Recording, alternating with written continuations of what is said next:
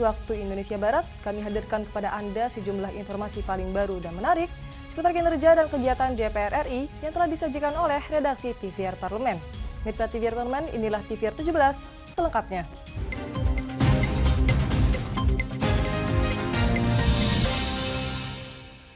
Pemirsa, Badan Legislasi DPR RI menilai pentingnya revisi Undang-Undang Badan Usaha Milik Negara sehubungan dengan adanya kebijakan Menteri BUMN yang banyak membentuk merger dan holding BUMN. Badan Legislasi DPR RI menyetujui revisi Undang-Undang Nomor 19 Tahun 2003 tentang BUMN menjadi usul inisiatif DPR RI. Revisi ini diharapkan mampu menyesuaikan BUMN dengan perkembangan perekonomian global saat ini. Anggota Badan Legislasi DPR RI Herman Hairon mengungkapkan, revisi Undang-Undang BUMN mendesak untuk dilakukan sehubungan adanya kebijakan Menteri BUMN yang banyak membentuk merger dan holding BUMN. Pembentukan Badan Pengelola Holding juga patut dipertimbangkan agar pengelolaan aset-aset milik negara bisa transparan dan terorganisir. Tidak bisa berlaku sebagai institusi bisnis. BUMN itu sebagai institusi yang membuat kebijakan, ya. Dan amanah reformasi bahwa antara operator dan pengambil kebijakan tidak boleh dalam satu atap. Oleh karenanya, kalau sekarang mengkonsolidasikan BUMN juga pada level klaster tertentu, nanti bisa dikonsolidasikan secara keseluruhan oleh yang disebut namanya badan pengelola atau yang mirip-mirip super holding lah gitu ya. Anggota Badan Legislasi DPR RI Lisda Hendra Joni berharap ke depannya BUMN dapat lebih berkontribusi kepada kesejahteraan rakyat, tidak ada lagi BUMN yang kolaps dan hanya mengandalkan PMN. Harapan daripada negara ya, Badan Usaha Milik Negara ini kan tentu harusnya itu betul-betul bisa menopang negara dalam hal ini mensejahterakan rakyat.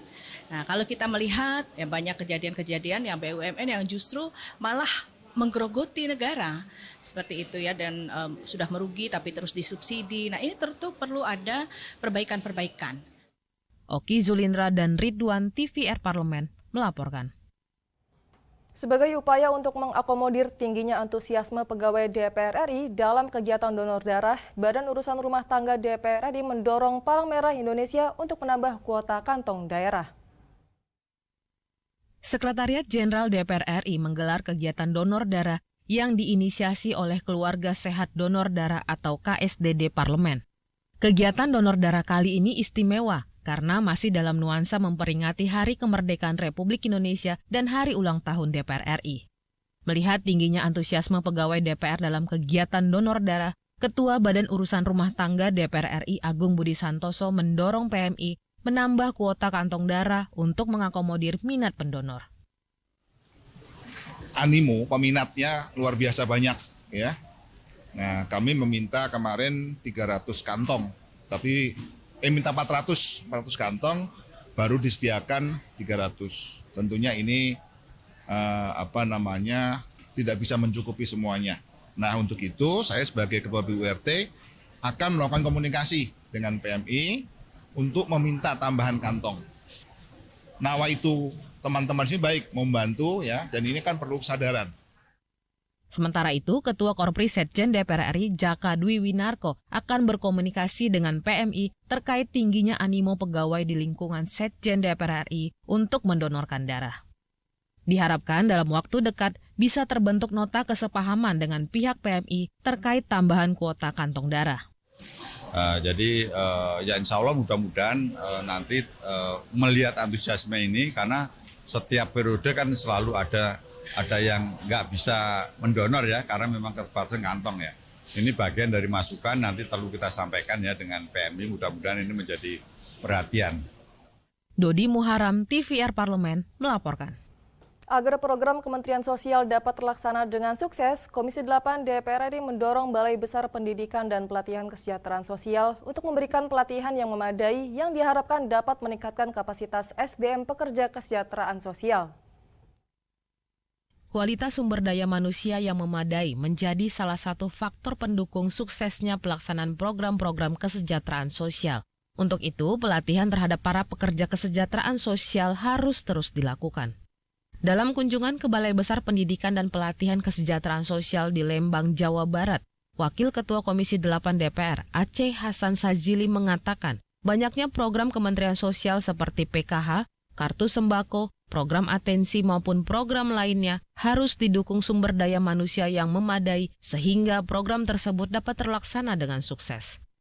Komisi 8 DPR mendorong BBPPKS memberikan pelatihan yang memadai agar kapasitas SDM pekerja kesejahteraan sosial terus meningkat.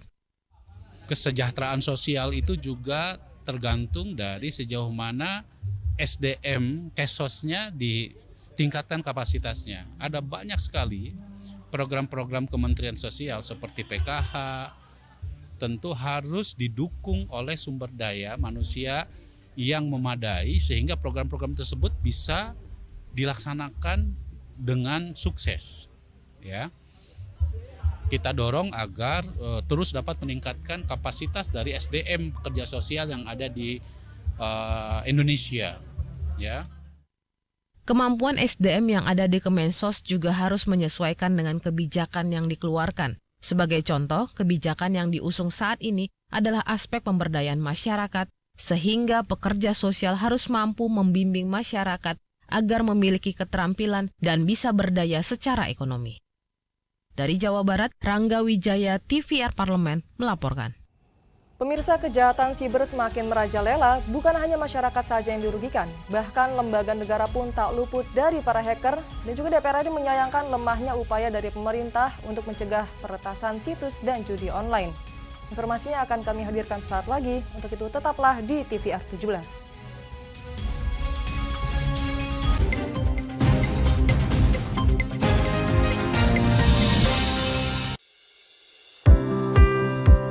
Mengenal tugas dan fungsi DPR RI. Dewan Perwakilan Rakyat atau DPR adalah lembaga negara yang mewakili aspirasi rakyat. Kehadiran DPR RI merupakan salah satu bukti bahwa Indonesia merupakan negara demokrasi. Sebagai salah satu lembaga perwakilan rakyat, apa saja tugas dan fungsi yang diemban DPR RI? Berdasarkan pasal 20A ayat 1 Undang-Undang Dasar 1945, DPR memiliki 3 fungsi, yakni fungsi legislasi, anggaran, dan pengawasan. Tugas dan wewenang DPR berbeda untuk setiap fungsinya. Yang pertama, fungsi legislasi.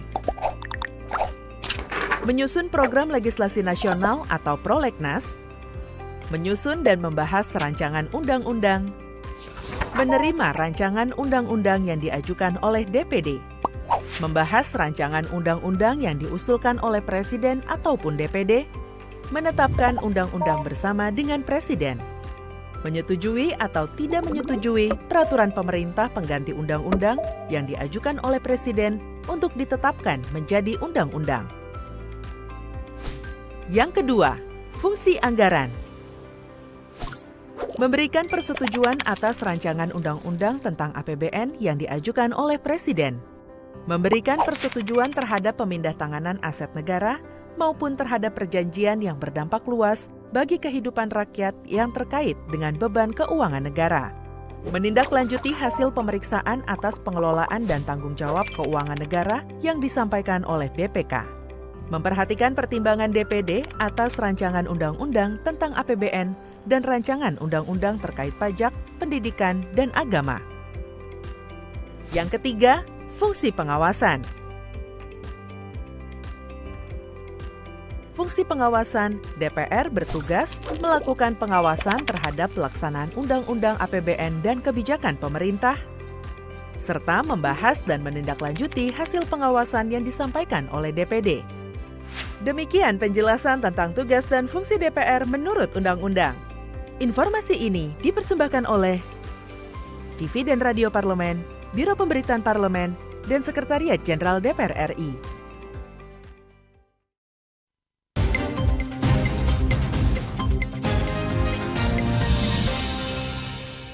Pemirsa, Anda kembali bersama kami di TVR 17. Guna meningkatkan sistem perlindungan data, DPR RI mendorong adanya koordinasi antar lembaga dan penegakan hukum sehingga situs resmi tidak mudah diserang oleh para hacker serta kegiatan judi online dapat segera diberantas. Untuk mengetahui informasi selengkapnya, mari kita simak laporan mendalam yang telah dihimpun oleh tim redaksi TVR Parlemen dalam segmen editorial Parlemen berikut ini.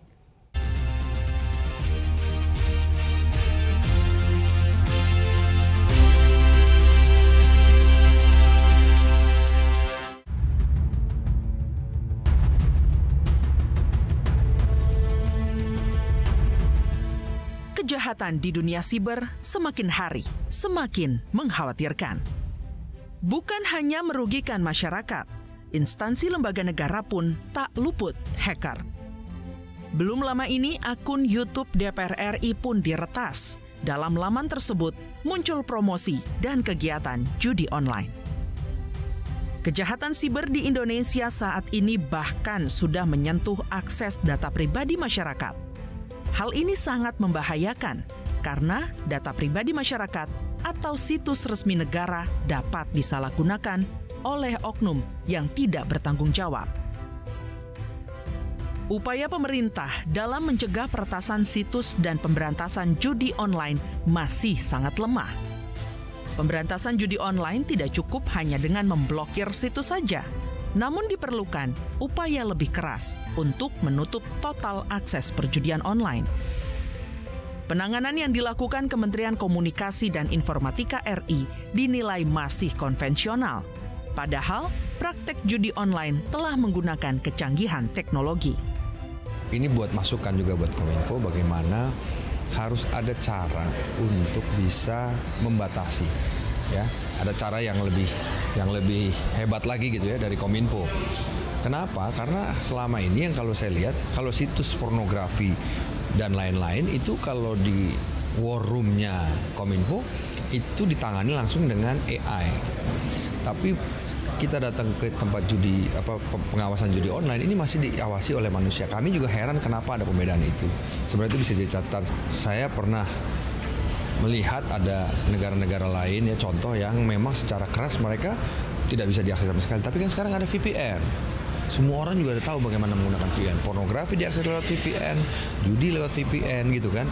Nah tapi sekarang walaupun itu bisa, ya kita harus lebih aktif lagi mengejar secara teknologi, baik menggunakan artificial intelligence. Guna mencegah terjadinya kembali peretasan situs milik DPR RI yang digunakan untuk judi online, Sekretariat Jenderal DPR RI menegaskan akan memperkuat sistem keamanan seluruh akun media sosial DPR RI. Untuk itu, Setjen berkomitmen membentuk gugus tugas sebagai asistensi dan antisipasi kejahatan siber di media sosial. Tentu ini menjadi lesson learn yang berharga, hikmah yang harus kita ambil ya. Untuk menjadi perhatian semua pengelola akun medsos, terutama yang ada di DPR atau lingkungan DPR RI. Karena ternyata akun medsos di DPR RI ini kan sangat banyak. Bukan hanya medsos yang berada dalam pengelolaan Biro Pemberitaan, tetapi juga setiap unit kerja dan juga AKD-AKD ke depan. Kita akan memperkuat CISER yang sudah ada di Pustekinfo dengan membuat semacam gugus tugas atau task force ya, yang akan kita berikan bukan hanya edukasi tetapi asistensi kepada semua pengelola akun medsos sebagai bentuk antisipasi kita ke depan. Kementerian Komunikasi dan Informatika RI menyebut kerugian masyarakat akibat game judi online mencapai 27 triliun tiap tahunnya. Mayoritas korban adalah masyarakat berpenghasilan rendah dan anak di bawah umur yang tergiur untuk terus mencoba peruntungan. Tak jarang, kecanduan judi online menyebabkan masyarakat melakukan segala cara untuk terus melanjutkan permainan, termasuk mengambil pinjaman online.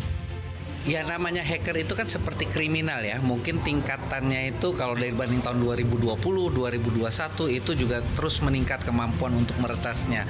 Oleh karenanya kita perlu instrumen negara seperti BSSN yang selalu senantiasa memeriksa apakah keamanan data, keamanan server itu dari institusi negara itu selalu up to date dan juga mumpuni untuk bisa diserang oleh hacker-hacker yang terkini. Saat ini pengguna internet di Indonesia sangat tinggi. Untuk itu perlu adanya peningkatan sistem perlindungan data, koordinasi antar lembaga, dan penegakan hukum, sehingga situs resmi tidak mudah diserang oleh para hacker, serta kegiatan judi online dapat segera diberantas. Tim Redaksi TVR Parlemen melaporkan.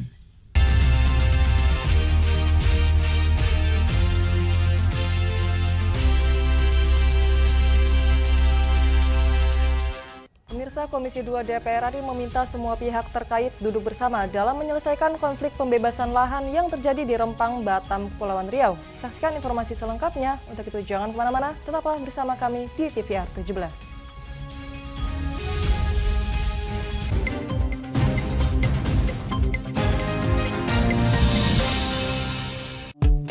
DPR RI memiliki fungsi diplomasi dalam menjalankan politik luar negeri sesuai dengan pasal 116 Undang-Undang MD 3. Kontribusi aktif BKSAP DPR RI memainkan peranan penting dalam memenangkan persaingan global melalui IPU, IPA, IPPF, IPA, dan PUIK. BKSAP memiliki komitmen yang tinggi dalam krisis kemanusiaan dunia. Fungsi diplomasi dijalankan untuk mendukung upaya pemerintah dalam melaksanakan politik luar negeri.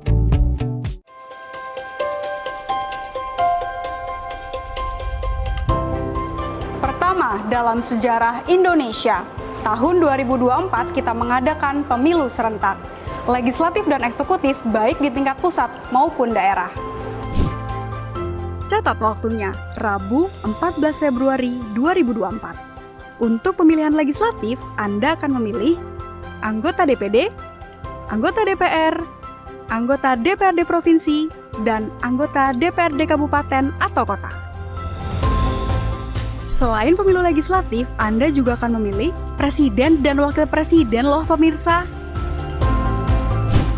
Di bulan November, tepatnya Rabu 27 November 2024, juga akan diadakan pemilihan kepala daerah atau pilkada serentak.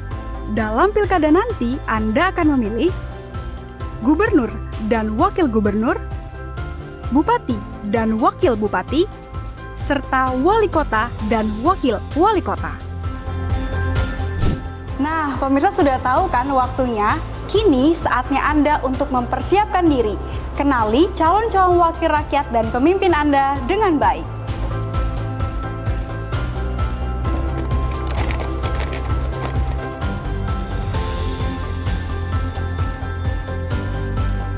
Jangan sampai kesempatan untuk memilih calon wakil rakyat dan pemimpin Anda terlewat begitu saja. Ayo ramaikan pesta demokrasi pemilu 2024 dengan meriah. Demi masa depan bangsa Indonesia.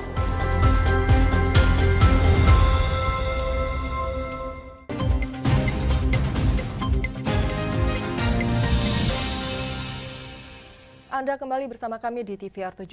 Menanggapi unjuk rasa dan bentrokan yang terjadi di Batam, Kepulauan Riau terkait dengan pembangunan proyek strategis nasional yang ada di Pulau Rempang baru-baru ini, Presiden Joko Widodo menyatakan hal itu terjadi karena adanya komunikasi yang kurang baik.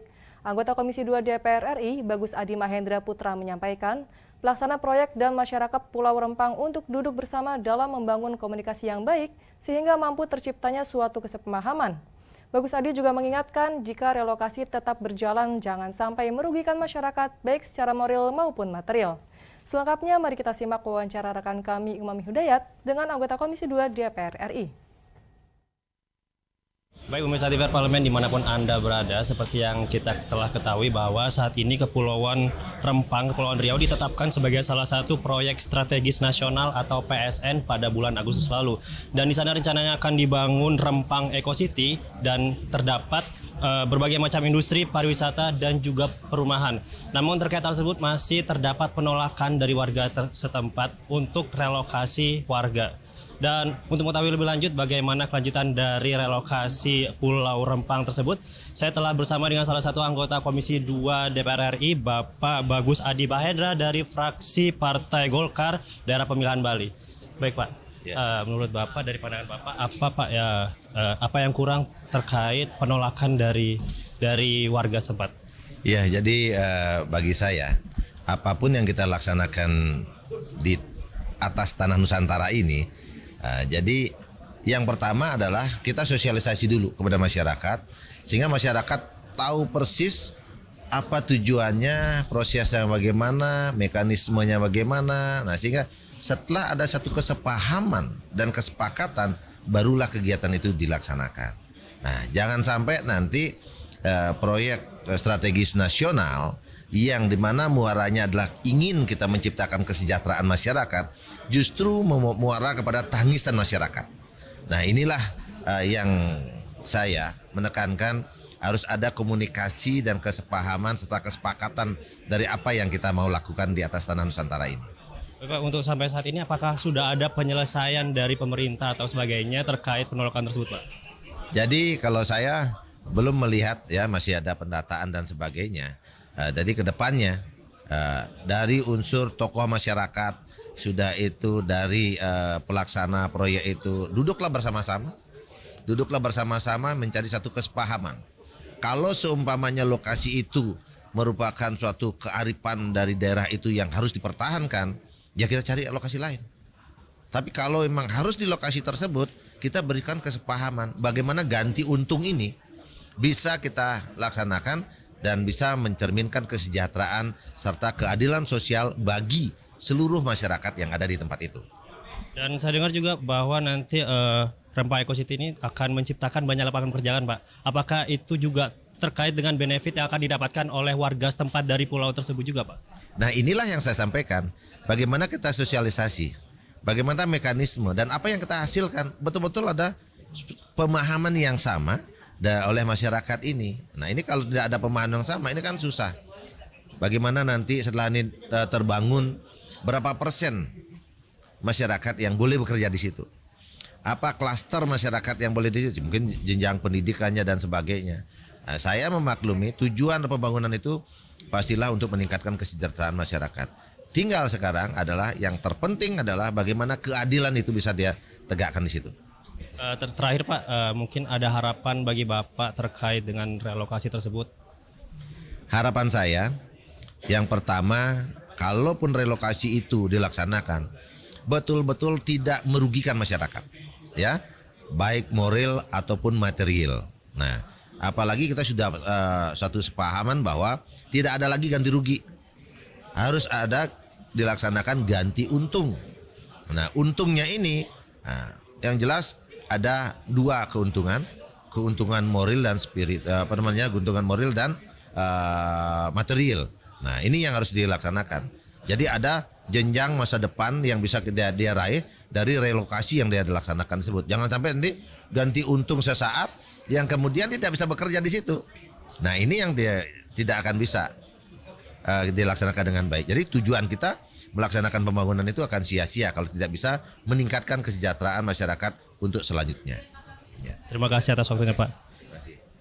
Baik, menurut saya itu tadi bincang-bincang kami bersama dengan salah satu anggota Komisi 2 DPR RI, Bapak Bagus Adi Mahendra, dan telah beliau sampaikan bahwa dalam relokasi tersebut harusnya ada ganti untung, bukannya ganti rugi. Di mana salah satu ganti untung tersebut merupakan penarikan tenaga kerja dari warga lokal atau warga setempat untuk bekerja dalam industri pariwisata maupun perumahan yang ada dalam Rempang Eco City. Dan pemirsa, itu saja yang dapat kami laporkan. Kembali ke studio. Selanjutnya pemirsa, apa saja yang menjadi topik perbincangan di media online hari ini? Usai jeda, tetaplah di TVR 17.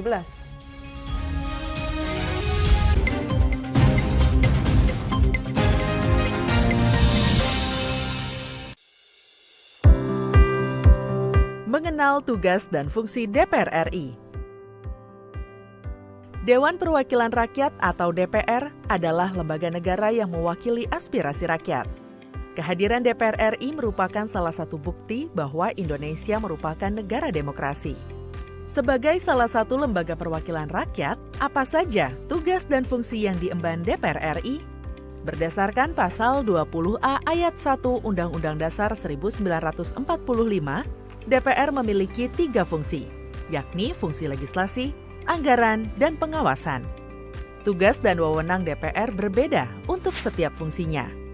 Yang pertama, fungsi legislasi. Menyusun program legislasi nasional atau prolegnas, menyusun dan membahas rancangan undang-undang, menerima rancangan undang-undang yang diajukan oleh DPD, membahas rancangan undang-undang yang diusulkan oleh Presiden ataupun DPD, menetapkan undang-undang bersama dengan Presiden, menyetujui atau tidak menyetujui peraturan pemerintah pengganti undang-undang yang diajukan oleh Presiden untuk ditetapkan menjadi undang-undang. Yang kedua, fungsi anggaran. Memberikan persetujuan atas rancangan undang-undang tentang APBN yang diajukan oleh Presiden. Memberikan persetujuan terhadap pemindahntanganan aset negara maupun terhadap perjanjian yang berdampak luas bagi kehidupan rakyat yang terkait dengan beban keuangan negara. Menindaklanjuti hasil pemeriksaan atas pengelolaan dan tanggung jawab keuangan negara yang disampaikan oleh BPK. Memperhatikan pertimbangan DPD atas rancangan undang-undang tentang APBN dan rancangan undang-undang terkait pajak, pendidikan, dan agama. Yang ketiga, fungsi pengawasan.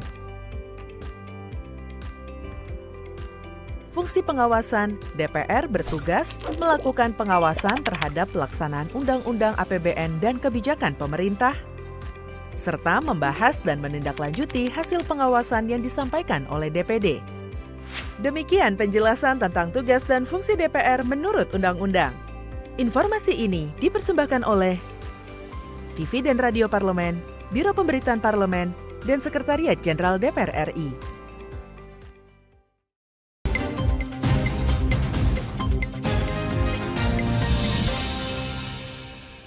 Kembali di TVR 17, Mirsa TVR Parlemen, kali ini kita masuk ke segmen media nasional. Mari kita simak isu apa saja yang menjadi sorotan media, serta tanggapan dari sejumlah anggota Dewan, bersama rekan kami, Vincent Aldi.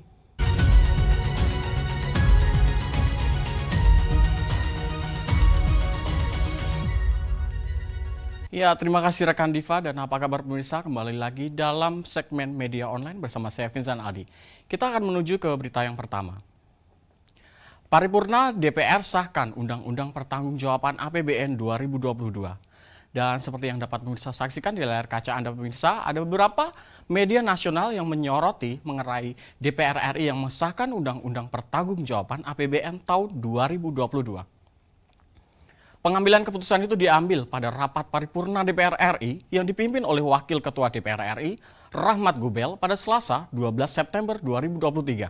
Dan Wakil Ketua Badan Anggaran DPR RI, Edi Baskoro Yudhoyono, mengatakan, urusan pengelolaan utang menjadi satu di antara masalah yang disoroti oleh Banggar. Dan Banggar sendiri meminta pemerintah memperbaiki mekanisme penyaluran subsidi agar lebih tepat sasaran dan tepat waktu. Dan kita akan menuju berita yang kedua, pemirsa. Badan Legislasi DPR RI sepakati rancangan Undang-Undang Daerah Khusus Jakarta masuk prolegnas prioritas 2023. Kembali pemirsa dapat saksikan di layar kaca Anda pemirsa, beberapa media yang menyoroti mengenai rapat pleno Badan Legislasi DPR RI bersama Kementerian Hukum dan Hak Asasi Manusia menyepakati rancangan Undang-Undang tentang Daerah Khusus Jakarta masuk ke dalam program legislasi nasional perubahan kedua prioritas tahun 2023. Dan penetapan perubahan kedua terhadap prolegnas prioritas tahun 2022, maksud kami tahun 2023, dilakukan dalam rangka mengakomodasi usulan pemerintah, salah satunya yaitu memasukkan RUU Daerah Khusus Jakarta yang akan mencabut status ibu kota negara dari Jakarta. Dan Wakil Menteri Hukum dan Hak Asasi Manusia Edward Omar Syarif Hiarij menjelaskan bahwa melalui rancangan Undang-Undang Daerah Khusus Jakarta nantinya Jakarta akan menjadi provinsi khusus sebagai pusat kegiatan ekonomi yang menopang perekonomian nasional. Dan itu tadi pemirsa headline di media online pada hari ini terkait paripurna DPR RI yang telah mengesahkan Undang-Undang Pertanggungjawaban APBN 2022 serta Badan Legislasi DPR RI yang sepakati rancangan Undang-Undang Daerah Khusus Jakarta masuk prolegnas prioritas tahun 2023. Dan saya kembalikan ke rekan Diva.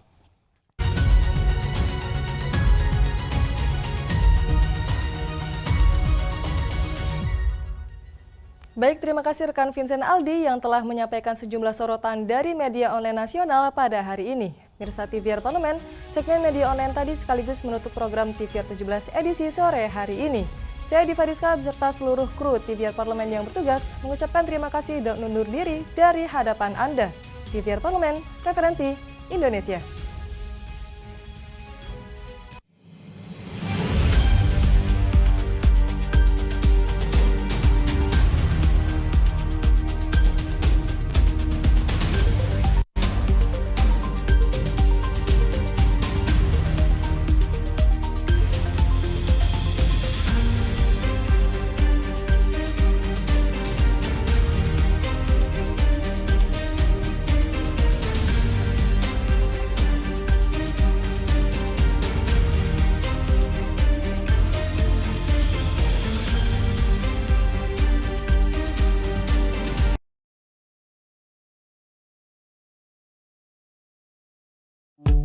DPR RI memiliki fungsi diplomasi dalam menjalankan politik luar negeri sesuai dengan pasal